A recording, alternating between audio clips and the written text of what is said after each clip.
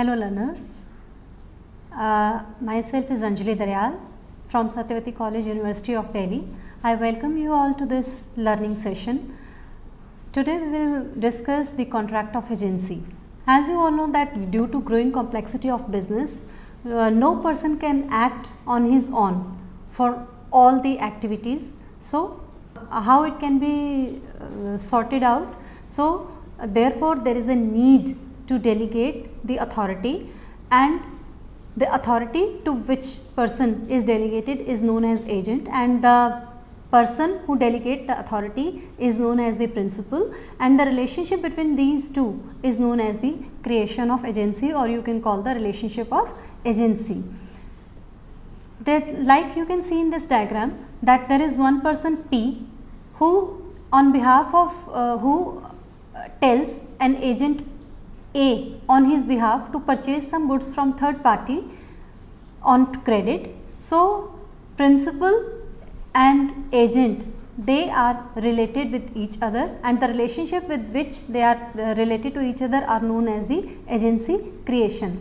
And there is a relationship established between the principal and third party as well, because agent act as a link between the principal and third party. Therefore a privity of contract is established, and principal is bound to perform all the activities which is done by the agent. So as per the definition according to the section 182 of the Act, that agent is a person employed to do any act for another or to represent another in dealing with the third person. The person for whom such an act is done is so represented is called principal. Now the question is that who can appoint an agent? Section 183 provides that any person who is of the age of maturity and who is of sound mind can employ an agent. So the meaning hereby is that a minor or a person of unsound mind cannot be appointed as principal, or in other words he cannot act as a principal. Then the next question is that who can be an agent? According to the section 184, any person may become an agent. So meaning hereby that any person who is not the age of majority and who is not of sound mind, even that person can become an agent. So is it worth, or is it it should be? So question is that it should not be there, because by this way the principal will involve himself in a risk for himself. For example हम ये मान के चलते हैं कि मान लीजिए principal ने एजेंट को ये कहा जो कि अनसाउंड माइंड का है कि आप इस रिंग को किसी भी हिसाब से 11,000 रुपये से कम में नहीं बेचोगे, और एजेंट जो कि अनसाउंड माइंड का है उसने फिर भी उस रिंग को 5,000 रुपीज़ में सेल आउट कर दिया क्रेडिट पर सी को। अब प्रिंसिपल जो है सी के साथ कॉन्ट्रैक्ट के लिए बाइंड है, क्योंकि एजेंट की तरह काम किया है बी ने, भले ही वो अनसाउंड माइंड का है। तो इस तरह से अल्टीमेटली सारा लॉस किसका हुआ? इसमें अल्टीमेटली सारा लॉस जो है वो प्रिंसिपल का हुआ 6,000 रुपीज़ का। And the worst part it कि वो उससे क्लेम भी नहीं कर सकता, एजेंट से क्लेम नहीं किया जा सकता। तो इसलिए कॉशियसली रूल यही कहता है कि प्रिंसिपल को अनसाउंड माइंड या जो इमेच्योर पर्सन है जिसने मेच्योरिटी की एज को अटेन नहीं किया है उसको एज एजेंट अपॉइंट नहीं करना चाहिए। The next is constitution of agency and consideration for agency. Constitution agency को कॉन्स्टिट्यूट 3 तरह से किया जा सकता है, या तो एक्सप्रेस अपॉइंटमेंट के थ्रू, या इम्प्लीकेशन ऑफ लॉ के थ्रू, या फिर सब्सिक्वेंट रेटिफिकेशन के थ्रू। और जहाँ तक बात कंसिडरेशन की है तो कंसिडरेशन में हम ये कहते हैं कि consideration is not at all necessary to create an agency. Principal जो है वो एग्री कर रहा है अपने एक्ट से एजेंट को बाइंड करने के लिए, अपने एजेंट के बाइंड से थर्ड पार्टी, एजेंट के एक्ट से थर्ड पार्टी को बाइंड करने के लिए, सिर्फ वही उसका पूरा का पूरा कंसिडरेशन है। क्रूशियल टेस्ट ऑफ स्टेटस क्या है कि एजेंसी जो है, एजेंसी में एजेंट जो है अपने एक्ट से प्रिंसिपल को बाइंड कर सकता है, यही हमारा प्रूफ ऑफ एजेंसी वे है। अब हम ये कह सकते हैं कि एजेंट जो है उसके बहुत सारे कैरेक्टरिस्टिक्स सर्वेंट से मिलते हैं। तो क्या एजेंट और सर्वेंट सेम हैं? नहीं, एजेंट और सर्वेंट में बहुत से डिफरेंस हैं। जैसे कि पहला डिफरेंस हम डिस्कस करते हैं अथॉरिटी का, देखिए एजेंट के पास अथॉरिटी है कि वो प्रिंसिपल के बिहाफ पे कोई भी एक्ट करे और थर्ड पार्टी से उसको बाइंड कर सकता है, लेकिन सर्वेंट जो है उसके पास इस तरह की कोई भी अथॉरिटी नहीं होती कि वो प्रिंसिपल के बिहाफ पे एक्ट करे। दूसरा है number of masters. Number of masters में ये है कि एक एजेंट जो है वो बहुत सारे प्रिंसिपल्स उसके हो सकते हैं, उसके वो बहुत सारे लोगों के लिए एज एन एजेंट एक्ट कर सकता है, लेकिन सर्वेंट जो है वो कभी भी उसके नंबर ऑफ़ मास्टर्स ज़्यादा नहीं होते, वो जनरली एक ही मास्टर के अंडर काम करता है। थर्ड पॉइंट है सैलरी और कमीशन। एजेंट जो है उसे उसके काम के लिए कमीशन में दिया जाता है, जबकि सर्वेंट को उसके काम के लिए सैलरी या वेजेस दी जाती हैं। इसी तरह से अगर हम कहें कि एजेंट और इंडिपेंडेंट कॉन्ट्रैक्टर क्या ये सेम है? नो। इंडिपेंडेंट कॉन्ट्रैक्टर और एजेंट में भी डिफरेंस है, जैसे कि डायरेक्ट कंट्रोल। एजेंट जो है वो डायरेक्टली कंट्रोल होता है प्रिंसिपल से, लेकिन इंडिपेंडेंट कॉन्ट्रैक्टर कभी भी प्रिंसिपल से डायरेक्टली कंट्रोल्ड नहीं होता, वो उसके अंडर काम नहीं करता, उसका काम करने का अपना एक इंडिपेंडेंट तरीका है। दूसरा है can bind the employer. Agent अपने काम से, अपने एक्ट से प्रिंसिपल को बाइंड कर सकता है, लेकिन इंडिपेंडेंट कॉन्ट्रैक्टर जो है वो अपने काम से बाइंड नहीं कर सकता।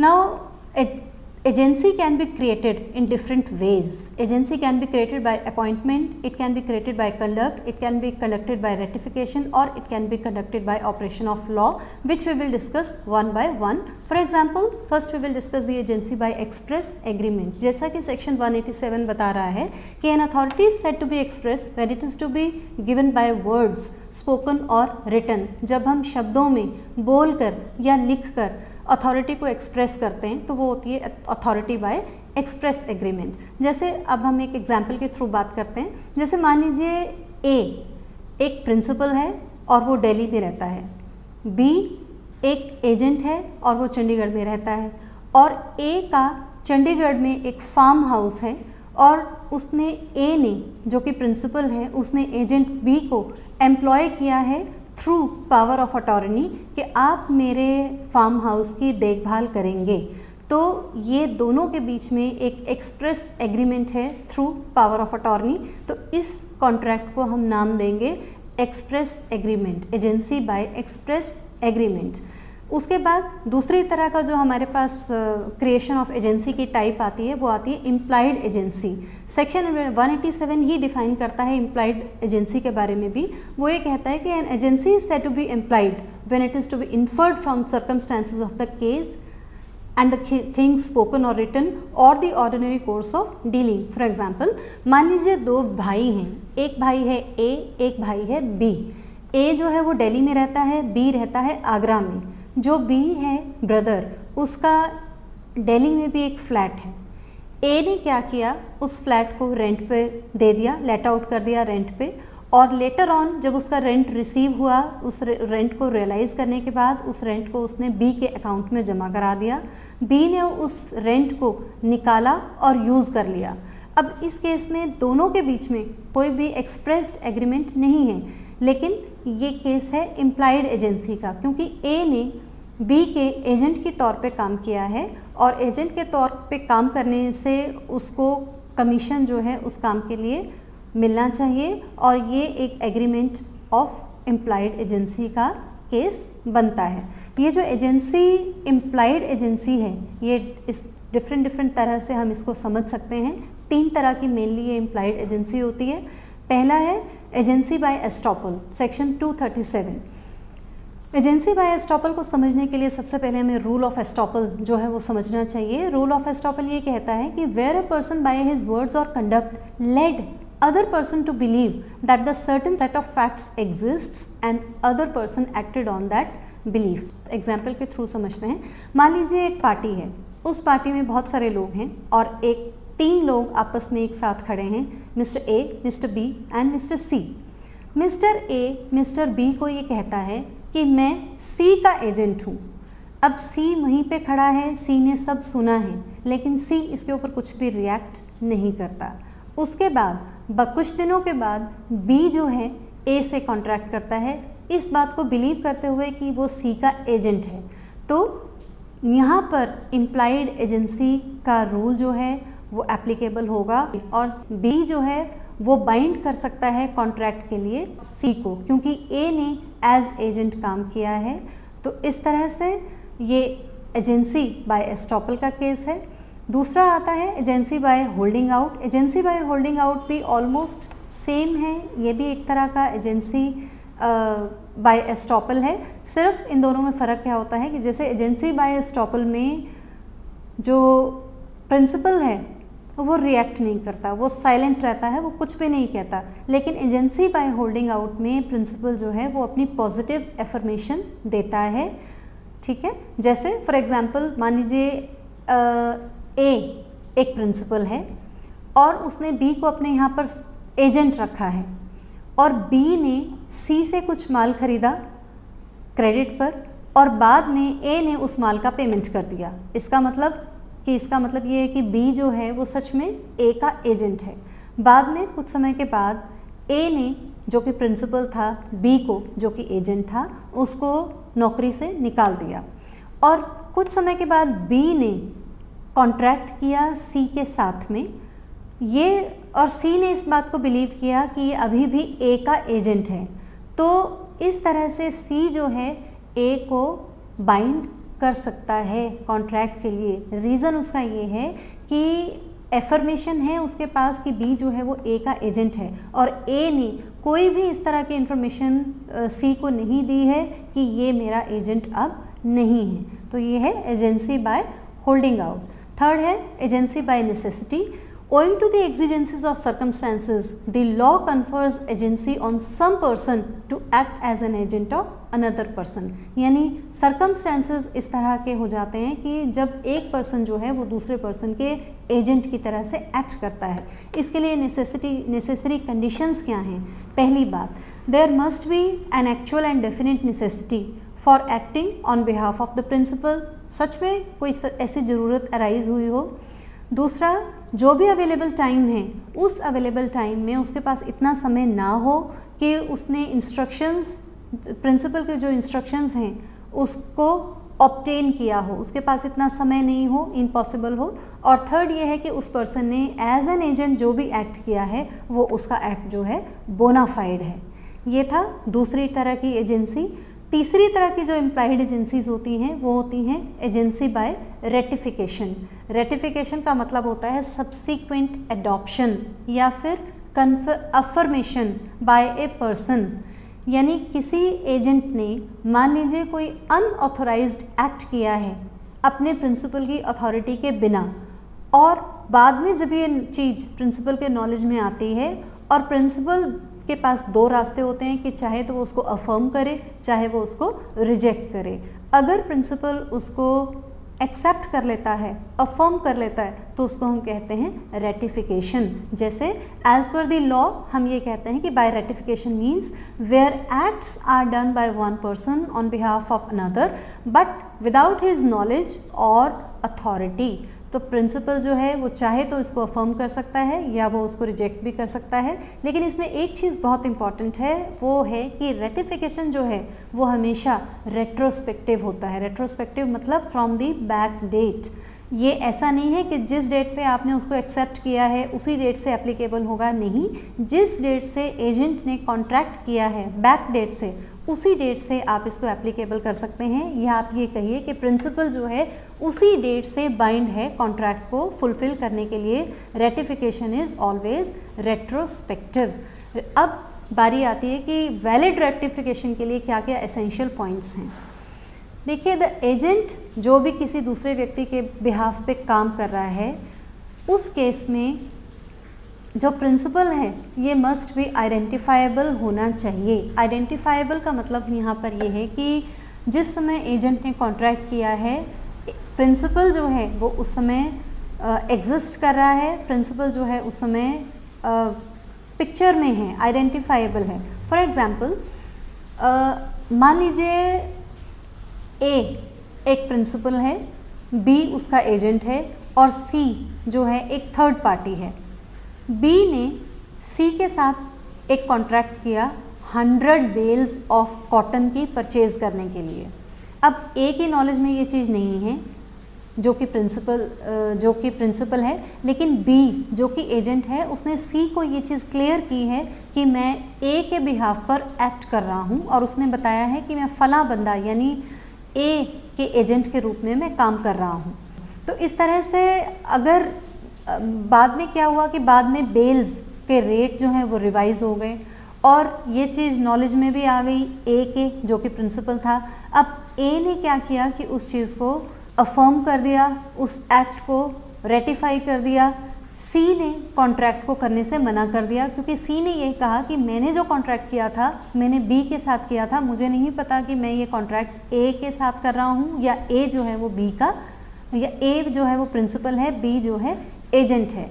लेकिन सी जो है वो इस एक्ट से बाइंड होगा, सी को वो 100 बेल्स जो हैं कॉटन की वो देनी होंगी, क्योंकि कॉन्ट्रैक्ट के टाइम पे जो आप प्रिंसिपल है वो आइडेंटिफाइबल था। सेकंड एसेंशियल इसका आता है वैलिड रेक्टिफिकेशन के लिए एग्जिस्टेंस ऑफ प्रिंसिपल। जैसे मान लीजिए हम बात करें अगर कंपनी जिस समय फॉर्म होती है, कंपनी के फॉर्मेशन इनकॉर्पोरेशन से पहले कंपनी के जो भी प्रोमोटर्स हैं वो कंपनी के लिए काम करते हैं। तो प्रोमोटर्स अगर कोई भी काम करते हैं कंपनी के लिए, बाद में कंपनी एस्टेब्लिश होने के बाद भी उन एक्ट्स को रेटिफाई नहीं कर सकती, क्योंकि जिस समय ये कॉन्ट्रैक्ट किए गए थे उस समय पे कंपनी जो है वो एग्जिस्टेंस में नहीं थी। तो कोई भी कॉन्ट्रैक्ट करते समय प्रिंसिपल का उस समय एग्जिस्टेंस में होना ज़रूरी है।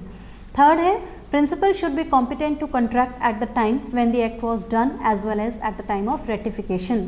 दोनों ही समय पे, चाहे वो कॉन्ट्रैक्ट करने का टाइम हो या रेटिफिकेशन का टाइम हो, आपका प्रिंसिपल जो है वो कॉम्पिटेंट होना चाहिए कॉन्ट्रैक्ट करने के लिए। कॉम्पिटेंसी कहाँ से आती है? अभी हमने पहले डिस्कस किया था कि कॉम्पिटेंसी आती है कि प्रिंसिपल जो है वो साउंड माइंड का होना चाहिए, प्रिंसिपल जो है उसकी एज जो है मैच्योरिटी की एज होनी चाहिए। तो ऐसा नहीं हो सकता कि प्रिंसिपल जो है पहले माइनर की एज में कोई कॉन्ट्रैक्ट कर ले और बाद में मेजर होकर उसको रेटिफाई कर दे, ऐसा नहीं हो सकता। तो principal should be competent at the time of contract and at the time of ratification as well.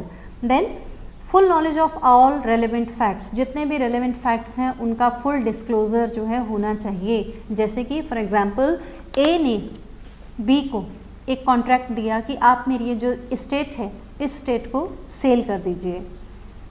A ने B की स्टेट का एक सर्वे किया और उसने ये पाया कि इस स्टेट के अंदर माइंस हैं, खदान होती है ना, माइंस हैं।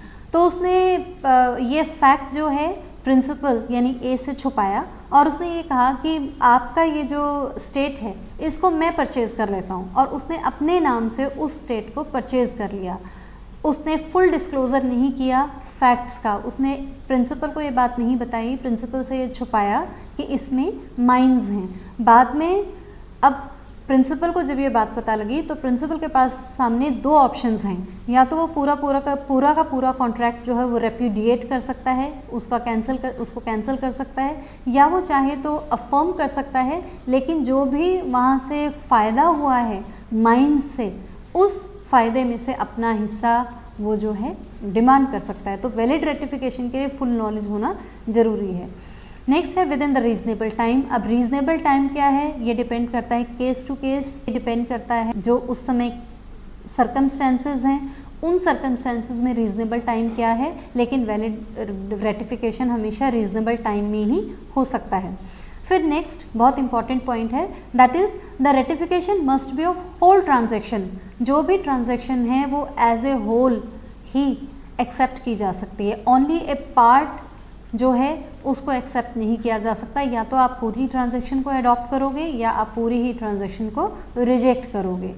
फिर no damage to the third party, third party को कोई भी उस ट्रांजैक्शन से डैमेज नहीं होना चाहिए, उस रेटिफिकेशन से थर्ड पार्टी को किसी भी तरह का डैमेज नहीं होना चाहिए। इसी बात को हम एक एग्जाम्पल के थ्रू समझें। जैसे ए प्रिंसिपल है, बी उसका एजेंट है, जो सी है थर्ड पार्टी वो नोटिस दे देता है बी को कि आप जो है इस जॉब से आपको निकाला जाता है, और बाद में ए उसको रेटिफाई कर देता है, सी के एक्ट को रेटिफाई कर देता है। तो ये एक्ट जो है वो रेटिफाई नहीं हो सकता, क्योंकि इसमें जो एजेंट है उसको पर्सनल डैमेज जो हैं वो हो रहे हैं। तो कोई भी पर्सनल डैमेज जो है वो थर्ड पार्टी को नहीं होना चाहिए, एजेंट को नहीं होना चाहिए। तो जो भी डैमेज है वो वैलिड रेटिफिकेशन के लिए सही नहीं है। Then act to be ratified must be lawful. जो एक्ट है जो भी आप रेटिफाई कर रहे हैं वो लॉफुल होना चाहिए। लॉफुल जैसे मान लीजिए फॉर एग्जांपल आपने एक चेक जो है काट के दिया बी को, बी ने उसके ऊपर आपके फॉर्ज्ड साइन कर दिए, यानी नकली जाली हस्ताक्षर कर दिए और उसको जमा करा दिया बैंक में। बाद में आप उसको रेटिफाई नहीं कर सकते उस एक्ट को, क्योंकि लॉ ये कहता है कि forgery is an offence. Law की नज़र में फॉर्जरी एक ऑफेंस है, तो इस तरह से आप इस एक्ट को वैलिडेट नहीं कर सकते। Act must be lawful. Last है इसमें, act to be ratified should be within the power of the principal. जो चीज़ प्रिंसिपल की पावर में ही नहीं है वो उसको रेटिफाई भी नहीं कर सकता। फॉर एग्जांपल जैसे अगर कोई क्लॉज कंपनी के अल्ट्रा वायर्स से बाहर है तो बोर्ड ऑफ डायरेक्टर्स जो हैं उसको एक्सेप्ट नहीं कर सकते और उसको रेटिफाई नहीं किया जा सकता। बाद में भी उसको रेटिफाई बोर्ड ऑफ डायरेक्टर्स जो है, बोर्ड ऑफ डायरेक्टर्स मैनेजर के एक्ट को रेटिफाई नहीं कर सकते अगर वो अल्ट्रा वायर्स है। तो ये थे आपके क्रिएशन ऑफ एजेंसी। इसी में ही एक लास्ट टाइप और आता है, creation of agency bye operation of law.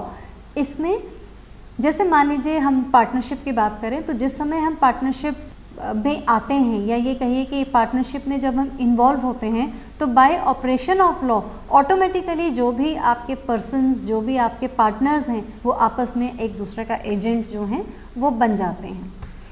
उसके बाद नेक्स्ट हम बात करेंगे क्लासिफिकेशन ऑफ एजेंट्स की, कि एजेंट्स जो हैं वो कितनी तरह के होते हैं। मेनली हम यहाँ पर दो तरह के एजेंट्स की बात करेंगे। एक तो वो दो तरह से हम क्लासिफिकेशन करेंगे एजेंट्स की। एक तो है on the basis of the extent of authority और दूसरा है नेचर ऑफ वर्क। पहली बात आती है आपकी on the basis of extent of authority, यानी किसके पास कितनी अथॉरिटी है, कम अथॉरिटी है या ज़्यादा अथॉरिटी है। तो इसमें सबसे पहले आते हैं जनरल एजेंट। जनरल एजेंट वो एजेंट्स होते हैं जिनको एक पर्टिकुलर बिजनेस के लिए एम्प्लॉय किया जाता है। तो सर्टनली इनका जो एक्सटेंट है अथॉरिटी का वो एक्सटेंट इनका कम है। जैसे कि for example manager of A company. General agents जो हैं इनको एक पर्टिकुलर बिजनेस की जो भी आपकी जनरल रिक्वायरमेंट्स हैं उन जनरल रिक्वायरमेंट्स के लिए एम्प्लॉय किया जाता है। सेकेंड है आपका स्पेशल एजेंट्स। स्पेशल एजेंट्स वो हैं कि जो कि किसी पर्टिकुलर एक्ट को या किसी पर्टिकुलर ट्रांजैक्शन को देखने के लिए ही किए जाते हैं। जैसे मान लीजिए आपने किसी मोटर कार को सेल करने के लिए किसी एजेंट को एम्प्लॉय किया, ये एक स्पेसिफिक तरह का एजेंट हो जाता है। और थर्ड है आपका यूनिवर्सल एजेंट। इन लोगों की जो अथॉरिटी है ये अनलिमिटेड होती है और ये एक्सटेंसिव पावर को एंजॉय करते हैं, और जो भी एक्ट प्रिंसिपल कर सकता है, हर तरह का एक्ट ये प्रिंसिपल के बिहाफ पे बिजनेस में कर सकते हैं। तो general agent, specific agent, universal agent, ये थे आपके on the basis of extent of authority. और उसके बाद इसी टॉपिक को कंटिन्यू करते हुए on the basis of nature of work में हम बात करेंगे मर्केंटाइल एजेंट्स की और नॉन मर्केंटाइल एजेंट्स की। मर्केंटाइल एजेंट्स में जैसे कि ब्रोकर्स आते हैं। ब्रोकर्स क्या करते हैं कि कमीशन के बेसिस पे वो किसी भी कॉन्ट्रैक्ट के लिए बारगेन्स करते हैं, सेल्स और परचेज़ के लिए, और उसके बाद उस बारगेन के लिए, प्राइस नेगोशिएशन के लिए वो अपना कमीशन जो है वो चार्ज करते हैं। इम्पॉर्टेंट बात यह है कि जितने भी मर्केंटाइल एजेंट्स होते हैं ये सारे के सारे कमीशन बेसिस पर ही काम करते हैं। Second is factors. फैक्टर्स वो होते हैं जिनके पास गुड्स जो हैं रहती हैं, जिनके पोजेशन में गुड्स होती हैं, जो कि गुड्स को बाय करते हैं, गुड्स को सेल करते हैं, गुड्स को प्लेज भी कर सकते हैं, गुड्स के ऊपर उनके पास गुड्स के लिए लीन भी होता है और वो गुड्स में डील करते हैं, और एक फिक्स परसेंटेज ऑफ कमीशन जो है वो इसके लिए बदले में प्रिंसिपल से पाते हैं। थर्ड है ऑक्शनर। जब भी आप अपनी किसी प्रॉपर्टी को सेल करना चाहते हैं तो ऑक्शनर के थ्रू आप सेल कर सकते हैं। तो पब्लिक ऑप्शन के लिए आप ऑक्शनर को अपॉइंट करते हैं जो कि एक कमीशन लेकर आपसे आपके लिए ऑक्शन ऑर्गेनाइज करता है। डेल क्रेडिटर एजेंट वो एजेंट्स होते हैं जो कि पेमेंट की गारंटी देते हैं और पेमेंट यानी बैड डेट्स को वो रिकवर करते हैं और इसके लिए जो भी एक्स्ट्रा स्पेशल कमीशन चार्जेस बनते हैं वो चार्ज करते हैं। कमीशन एजेंट्स ये कोई अलग तरह के एजेंट्स नहीं हैं। जनरली ये बाय और सेल करते हैं on behalf of the principal और अपनी सर्विसेज के लिए ये कमीशन जो है वो चार्ज करते हैं। बैंकर्स जो काम करते हैं वो पैसे को जमा करने का करते हैं, लेकिन कुछ कंडीशंस में वो आपके बिहाफ पे चेक को कलेक्ट करते हैं। जो कमर्शियल सिक्योरिटीज़ हैं उनको बाय एंड सेल भी करते हैं। इसलिए जो क्लासिफिकेशन है बैंकर्स को भी मर्केंटाइल एजेंट्स की कैटेगरी में रखा जा सकता है। उसके बाद दूसरी कैटेगरी है आपकी नॉन मर्केंटाइल एजेंट्स की। तो नॉन मर्केंटाइल एजेंट्स में वो एजेंट्स आते हैं जो कि मर्केंटाइल एजेंट्स के परव्यू में नहीं आते, लेकिन उनके एक्ट्स जो हैं वो इस तरह के हैं जैसे एक एजेंट एक्ट करता है। जैसे एडवोकेट आपके लिए एज एजेंट काम करता है, आपकी वाइफ आपके लिए एज एजेंट काम करती है। तो ये थी आपकी classification of agent. That is all for today. Today we have discussed the meaning of creation of agency. Today we have discussed that who can be agent, who can be the principal. Today we have discussed the proof, constitution and status of agency. Other than that, we have discussed that how the agency can be created and classification of agents. So rest we will discuss in our upcoming lecture, in our upcoming video. That's all for the day. Thank you so much.